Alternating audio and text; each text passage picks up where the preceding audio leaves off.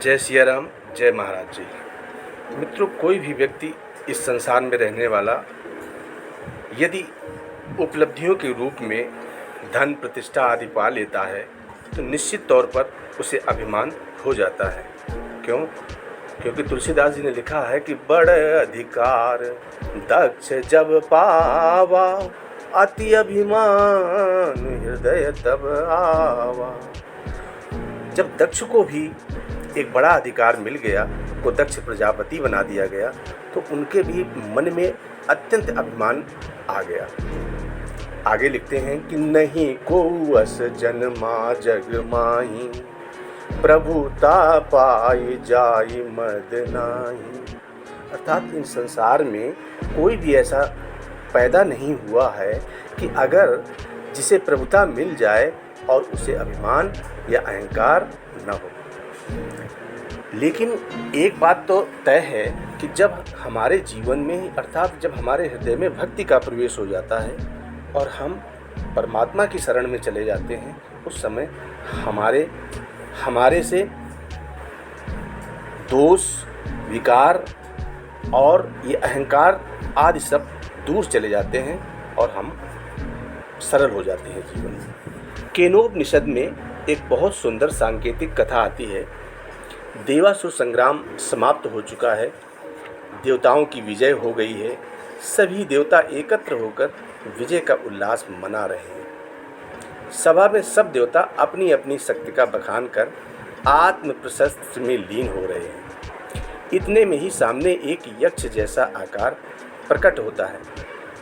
इंद्र पवन देव को भेजकर पता लगाने को कहते हैं कि जाकर देखो वह कौन है। पवन देव जाकर उस यक्ष से पूछते हैं कि बताइए आप कौन हैं। यक्ष वायु से प्रश्न करता है कि पहले आप बताओ आप कौन हैं। वायुदेव कहते हैं मैं पवन हूँ। यक्ष ने पूछा कि आपकी क्या शक्ति है। पवन देव ने कहा इस पृथ्वी पर जो कुछ भी है उसे मैं पल भर में उड़ा सकता हूँ। यक्ष ने पवन देव के सामने एक तिनका रख दिया और कहा इसे उड़ाकर दिखा दीजिए। पवन देव ने अपनी पूरी शक्ति लगा दी, पर वे उस तिनके को हिलाना तो दूर, उड़ाना तो दूर, उसे हिला तक नहीं पाए। आखिर में वो लज्जित होकर चले गए और अपने स्थान पर बैठ गए। इंद्र के पूछने पर उन्होंने कोई उत्तर नहीं दिया। इसके बाद इंद्र ने अग्निदेव को पता लगाने के लिए भेजा कि जाओ और देखो कौन है बाहर। अग्निदेव बाहर आए। यक्ष ने उनसे भी उनकी शक्ति के बारे में पूछा। अग्निदेव बोले मैं अग्निदेव हूँ और मेरी शक्ति ये है कि पृथ्वी पर जो भी चीज़ें मौजूद हैं उनको मैं पल भर में जलाकर राख कर सकता हूँ। यक्ष ने उनके सामने भी वही तिनका रख दिया और कहा इसे जलाकर दिखाइए।